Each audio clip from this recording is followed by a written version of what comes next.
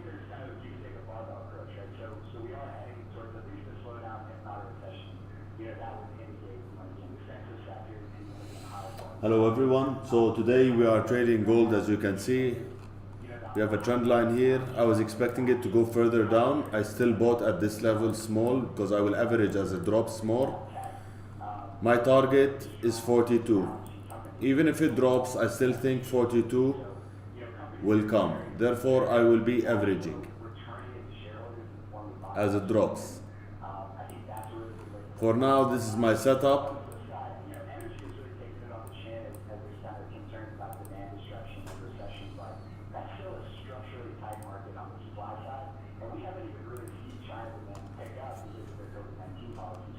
I will scalp this one, a short-term one. Otherwise, my buy would be around 25.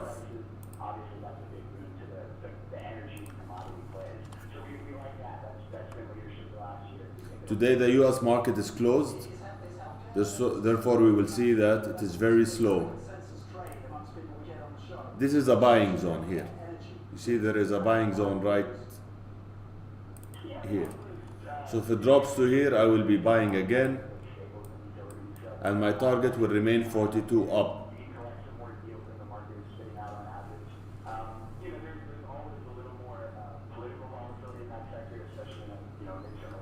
Can you see my setup? If you go to YouTube, you can see the setup clearer. It's a small one today. The US market is closed. It's a banking holiday, so we don't expect a lot of volume.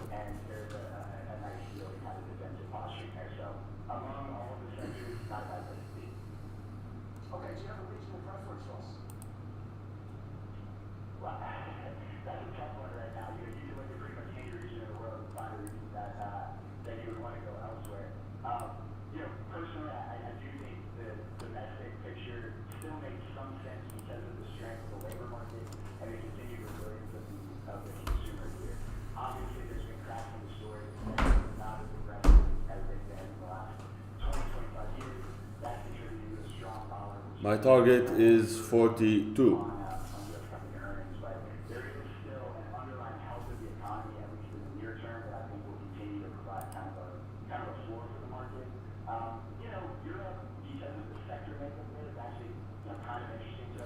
The market is quite erratic. We saw a dip down quickly and then we saw a pump up, touching the EMA, the exponential moving average.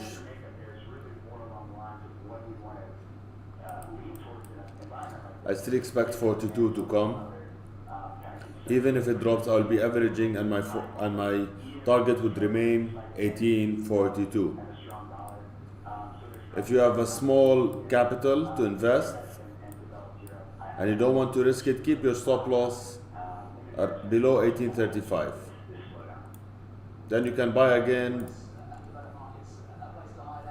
because I will still be buying at 1835, and I will buy again at 1828 to 1825. I will average my position, and I will hold it up to 1842.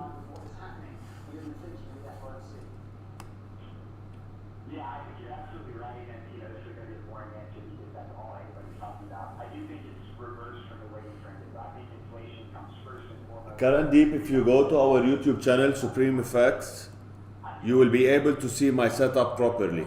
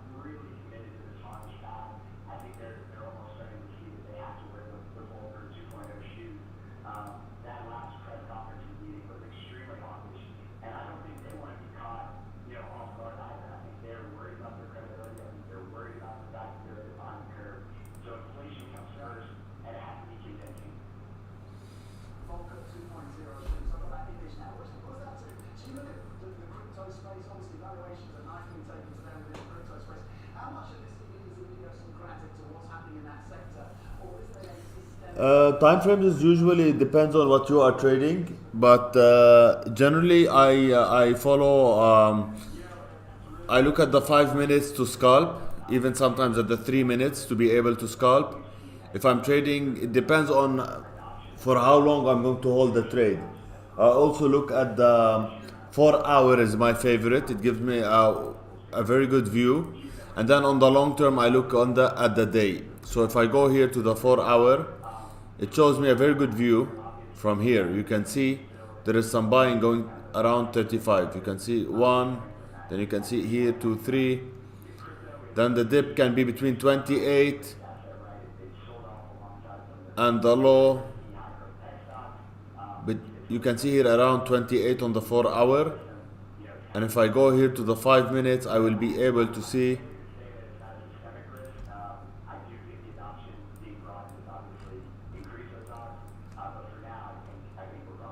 the 25 level.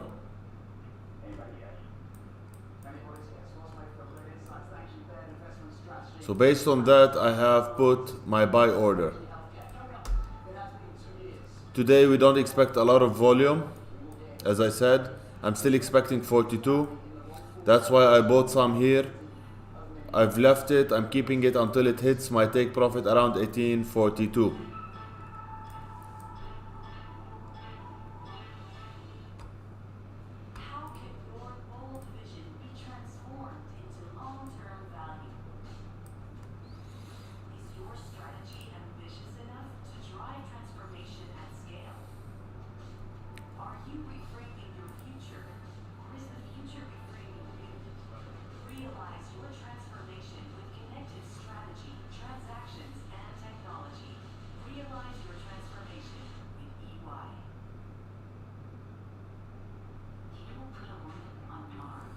Alaykum assalam, Umar.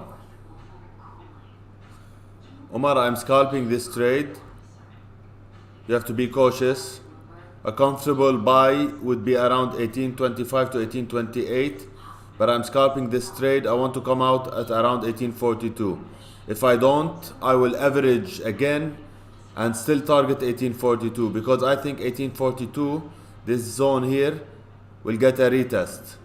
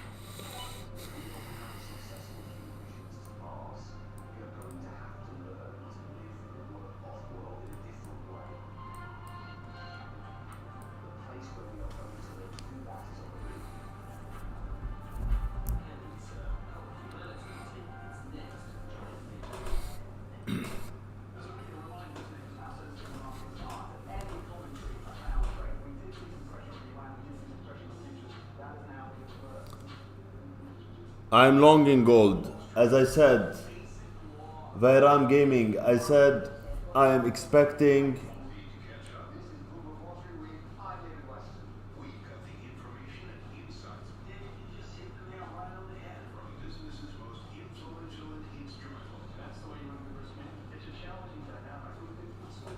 I'm expecting 1842.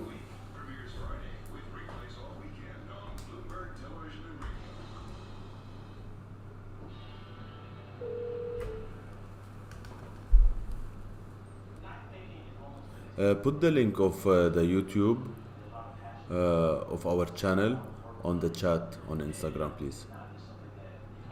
Okay, or tell Angela. Okay, thank you.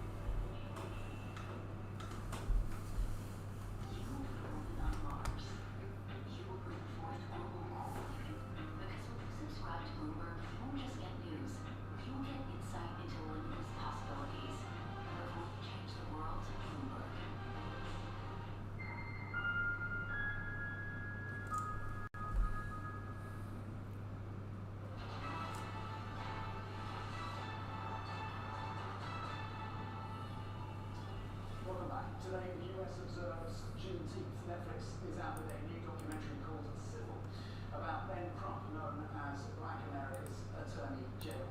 He represented the family of George Floyd in civil court and won $27 million against the city of Minneapolis in a wrongful death suit. Bloomberg spoke to Ben Crump and the documentary's director, Nadia Holbrook. When we started making this film, it's a question we asked ourselves. We knew that we would be with Ben for quite some time and really wanted to explore that. You know, everything that we filmed was post George Floyd's murder.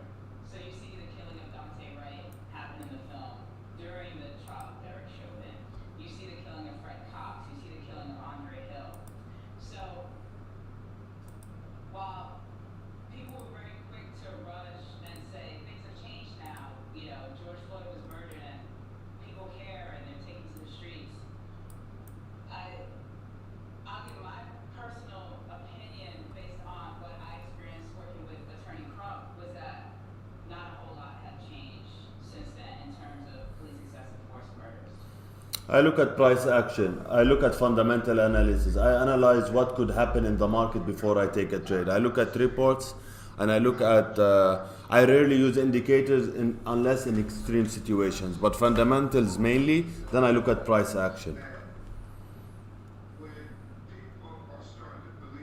And I have a ledger where I keep a history. So if a report comes like this, what is the possibility that gold will move in this direction?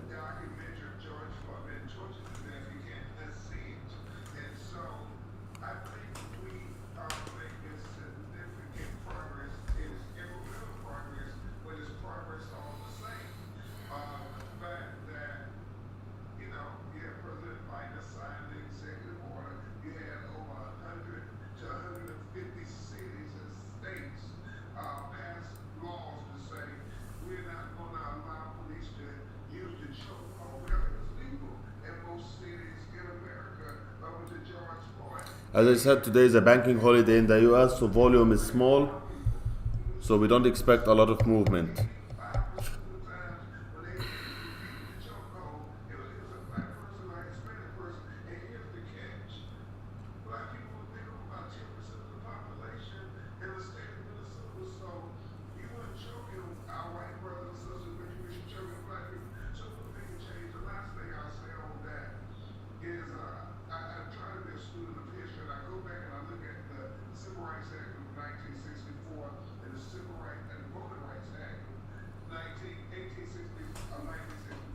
That is the link. Anjana Twinkle has posted the link of Supreme FX.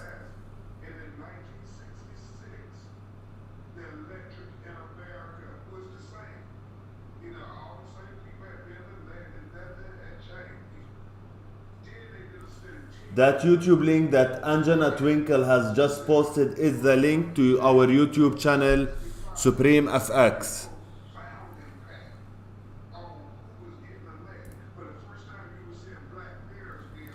I don't really like indicators. I use some indicators, as I said, worst case scenario, in extreme situations.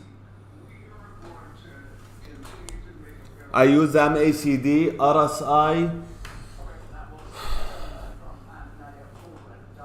I also like the exponential moving average because it gives me an indication of how the price is moving and how far it is from the mean deviation. So I expect it to come back if it is very far. I expect a correction, which either makes me short, for example, if it's overbought with the RSI, or it makes me be careful while I'm buying.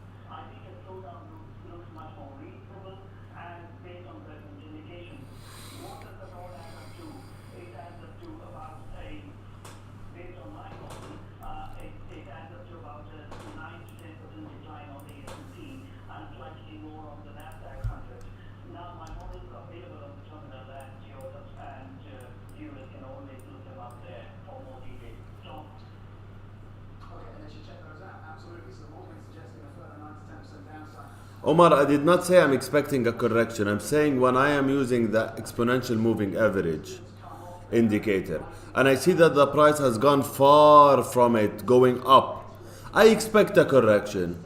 I was just answering another question I got on Instagram and they were asking me about indicators. So I told them I use the exponential moving average in cases that are extreme.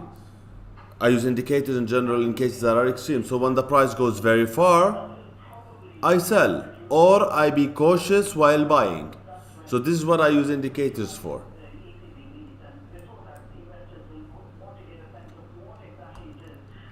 I'm not saying to sell now. I am expecting further down, but first I want to see 1842. If it drops, I will buy again and target 1842.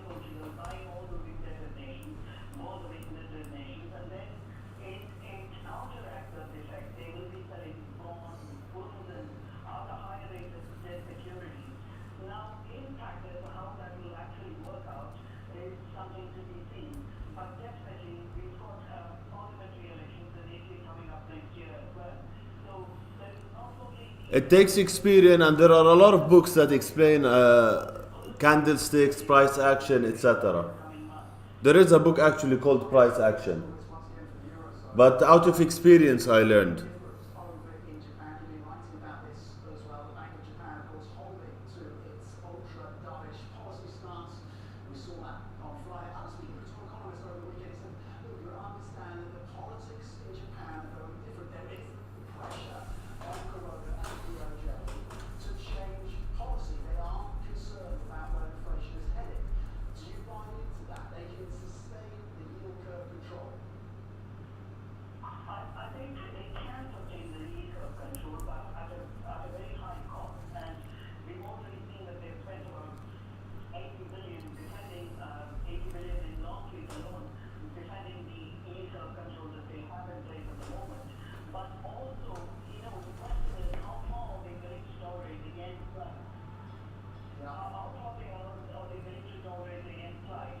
If they're willing to Please like my video on YouTube while you are watching. they can continue with that policy. Okay, then, 134 on the yen as they stand. Better around, thanks for that. MIT. More on FX after break with Jay Folk. This is Remember to like the video while you are watching.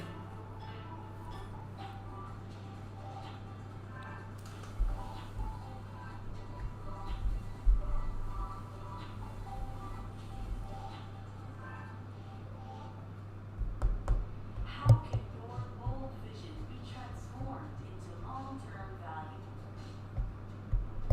Is your technology moving fast enough to realize your ambitions? Are you reframing your future, or is the future reframing you? Realize your transformation with connected strategy, transactions, and technology. Realize your transformation with EY. You will put a woman on Mars. You will be the first chief crypto officer. Because when you subscribe to Bloomberg, you don't just get news. You get insight into limitless possibilities. Before you change the world, Bloomberg.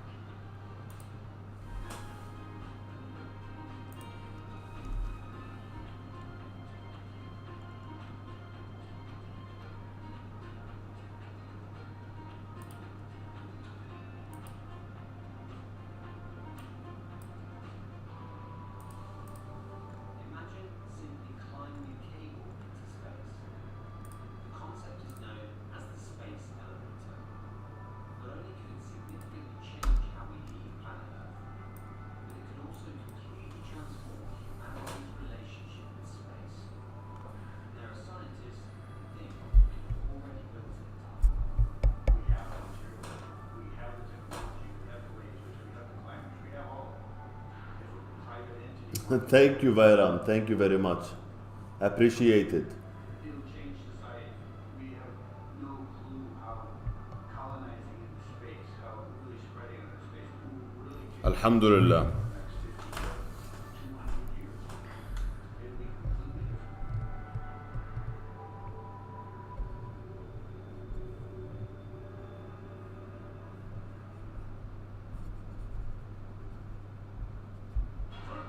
Exclusive interviews with the most influential figures in finance. Lawyers like mine. Inflation is a terrible thing. Inflation is hard. Kelly Wood. Tesla will be in the pole position to dominate. Jeremy Grantham. We've had a very, very abnormal honeymoon Goldilocks period. First available on the Bloomberg Terminal, then on Bloomberg Television and Bloomberg.com. Front row, the best seats in the house for business's greatest minds.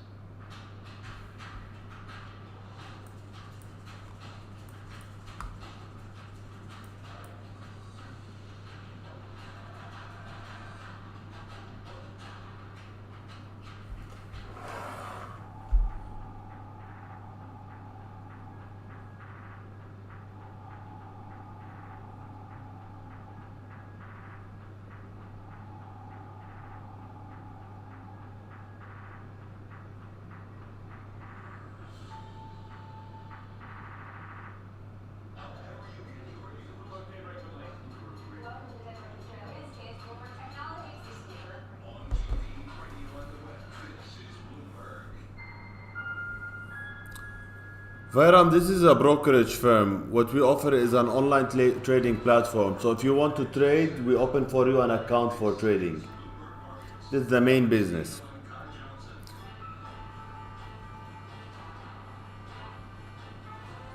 I personally also own a bespoke suit services business. But this is the main business. Danny Berger. It's 2 p.m. here in London, 9 a.m. in New York, with U.S. markets closed for the Juneteenth holiday. Here are the top stories we've been following this hour.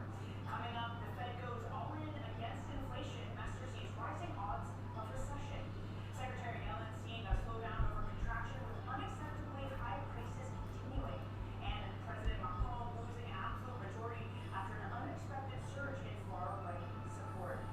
Well, happy Monday to all. Let's get your check on markets again. As I said, U.S. cash markets are close to volume, certainly lighter this morning, with of course futures up and trading. When it comes to the cash market in Europe, you're up by 0.7%, perhaps some tactical buying after the worst week for stocks since March 2020. Those fears over not just the Fed, but a global central bank hiking cycle. Of course, France underperforming this morning. We'll get into that story later in the program, with Macron losing control of the National Assembly. So you're looking at U.S. futures, but those are also up by about the same amount. Iron ore getting crushed this morning. At one point, it was down 7%, looking at a decline of about 3.5% at the moment. Fears over China at a January low there for the metal. It is my main business. This is a trading platform. Slowdown is going to affect the global economy. I should say steel also taking a hit this morning. The dollar likewise is off. I'm the CEO and founder of Supreme FX that offers you a trading platform, and I am a trader in that company.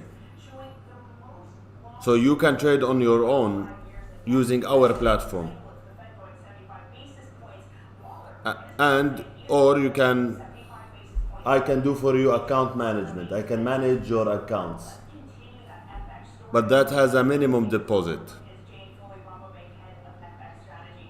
Jane, good morning to you. Thanks so much for joining. I want to start there on the dollar. Seeing it a little bit weaker this morning, but of course, your view is that there is more strength to come in the dollar. Why? Well, that certainly is the view, and there's two parts of the story. And the first part is one that really came out last week, and that is the one about interest rates. And the market, of course, of the view that the Fed is going to front load these interest rates. There's more to come. But then it also got the story linked to that about recession. If the Fed front loads so many interest rates, and surely we have the elevated risk of a hard landing to 2023. Now, that is our view too. But most currencies comes back will be a currency negative story. But if we're talking about recession in the US, well, that's not going to do anything positive. It's happening globally. We could also coincidentally be talking about maybe a recession that is very slow growth in the Eurozone, given the low time prices. Yes, inshallah, it will run in our favor. If not, I will average. I will not take a loss. Because I'm very sure that it will hit 1842. But I want you to keep your stop loss, because if I can handle and manage the capital, you might not be able to manage it. It's all about risk management. I don't want you to take a risk that is bigger than your capacity. I find this so fascinating, Jane, this idea that it's not just a tightening cycle, it's also the risk appetite, which is keeping the dollar floated. And to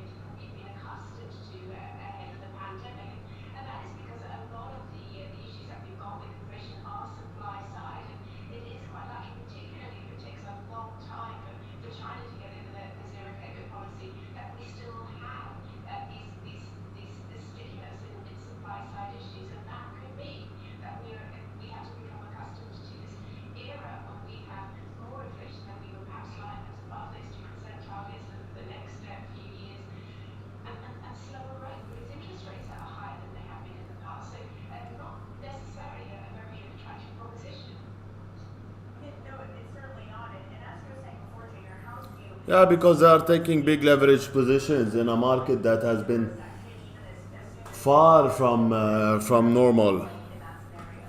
The economics do not make sense nowadays for the pricing that the stocks have.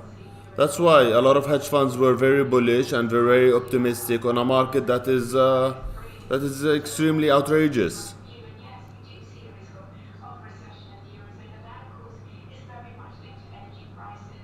And the, you know, what if we do get a scenario where we have much more elevated gas prices again, and this could be because Putin, of course, is controlling a lot of that supply. So that's the scenario that we're fearful of. But of course, if we have that sort of scenario, if we do have recession or close to recession in the Eurozone, we've got to come back and face this view of fragmentation again. Italy certainly is one of the biggest industrialized nations in the Eurozone. Gas price hikes, oil price hikes will certainly affect its economy. And of course, we're looking at slow growth there. That's a factor. I love how you put that. Look, if we weren't awake to the risks of fragmentation, we certainly are now. Are you at all calmed by the emergency meeting by the ECB saying that they're going to reinvest PEP, that there is another tool out there? Does that give you more confidence? It does give us confidence. I mean, perhaps it would be a lot better if the ECB had done that originally at their meeting the week before, rather than wait and allow the markets to test them by widening up their peripheral bond spreads before coming back with that ad hoc meeting in the middle of last week. But yes, they do have something there. They say that We're almost there. meeting that have a little bit more detail. But if we do go into recession on phase two, then we're still going to have those concerns about fragmentation, there's risks about elevated debt in Italy, particularly the financial sector, etc. So the ECB really does need to stay on the front foot to try and prevent some of those market fears. And if it doesn't judge that well, that's the sort of scenario. We do have recession, and we've got these concerns about Italy, etc. That's the sort of scenario which could potentially bring us We are almost there. our central view. But I think we can still see Come on. which that could happen. Chalo. And as we've been talking, Jane, also a couple of large Swedish European lawmakers. Come on. What she said conditions are in place to keep the economy going. She's repeated some of the official ECB language on interest rates, saying that there's a new tool to underpin commitment to reach inflation goal. That wage growth has started to pick up, remains moderate. So, not too different from what we've heard from Madame Lagarde in the past. But these fears that you're outlining, Jane, in the sort of worst case scenario, how likely is euro parity to the dollar? Again, it's not our central view, but I think it would be lovely to say it can't happen. And again, a lot of that perhaps is in the hands of Putin and what happens to those gas prices as we go into the winter. I think that's the big risk. But if recession, if we assume that recession is a risk, and then we've got to assume that more concerns about fragmentation is a risk, we could begin to see that it could happen. So not our central view, but I would certainly place it at Yeah, well, we are in a bear market, obviously, in the stock market. this year, particularly as the market is concerned generally about global growth as well, and that's something which could pull up the dollar at the same time where the euro can be exposed That's good. to fragmentation concerns. All right, Jane, thank you very much laying out all the scenarios for us. Robo Banks, Jane, and fully there. Now, keeping you up to date. Remember, the trend is your friend. We're working with Alice Atkins. Hi, Alice. Hi, Danny. EU Foreign Policy Chief Joseph Borrell slammed Russia's disruption of Ukrainian grain exports today as, quote, a real war crime. Speaking to reporters ahead of an EU foreign ministers meeting in Luxembourg, he said it was the war and not EU sanctions. It's all about patience. Borrell said millions of tons of wheat remain blocked in Ukraine, while in the rest of the world, quote, people are suffering from hunger. British Prime Minister Boris Johnson underwent minor surgery to fix an issue with his sinuses earlier this morning. A spokesman says the Premier was under general anaesthetic for the operation at an unspecified state-run National Health Service hospital in London. Johnson is recovering at his Downing Street residence, and Deputy Prime Minister Dominic Raab is in charge until tomorrow, when Johnson is expected to return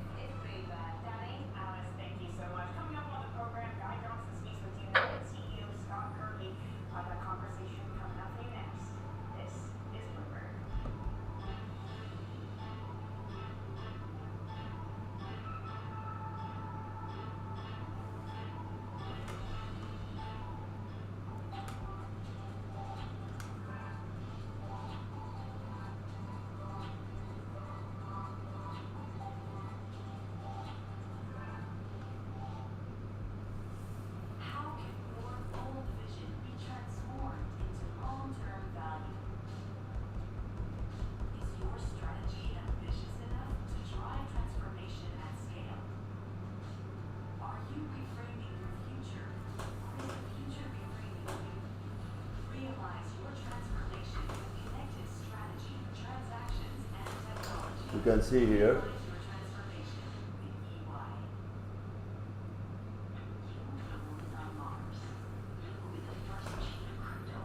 It's almost about to hit the take profit.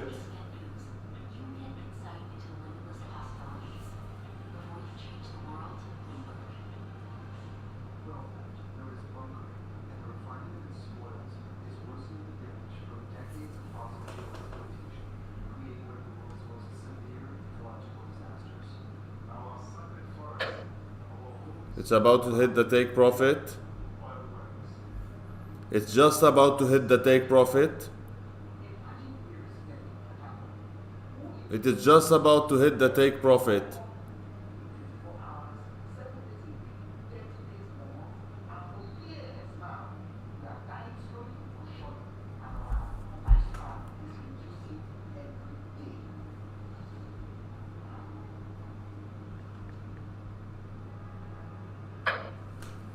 It hit the take profit exactly on the dot. On the dot, the take profit just got hit. Congratulations to everyone who followed this trade, who took the risk. It hit the take profit exactly. You can see here. It was a good scalp.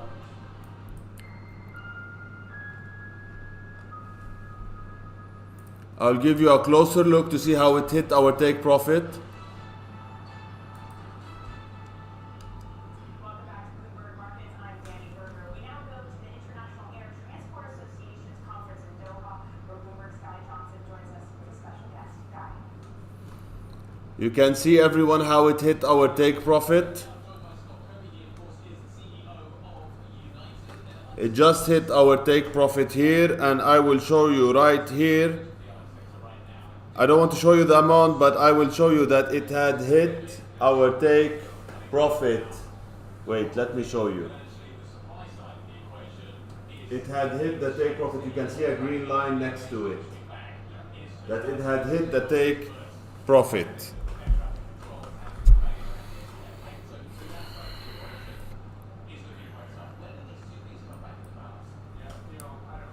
Alhamdulillah. Also on all the accounts it had hit the take profit. All the accounts that I'm managing, it hit the take profit. Alhamdulillah. So you can see we had the buy call at 1837 and to scalp at 1842 to take the profits, because I was sure it will do a retest, and that is exactly what has happened.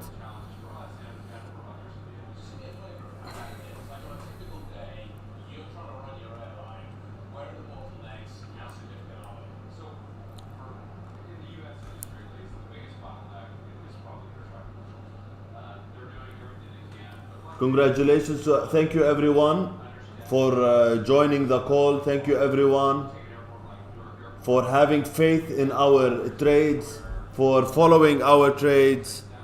Alhamdulillah, whoever has followed the trade has obviously made some good money. It is not a huge reward, but it was a good trade. From 37 to 42, that's a $5 trade. If you had opened one lot, you made $500 on only one lot. And remember, only open as much as you can bear financially and you can tolerate psychologically. It is similar to a boxer. I always say it's like a boxer. If a boxer is playing on the lightweight, he cannot go on the heavyweight because physically he cannot bear it, nor psychologically can he. So it is best to know your capacity, your risk profile, risk tolerance, risk capacity, and accordingly open a trade. Today we are going to finish our session early because it has already hit our take profit by God's grace. And anyways, there's a banking holiday in the US, so I'm not expecting a big move.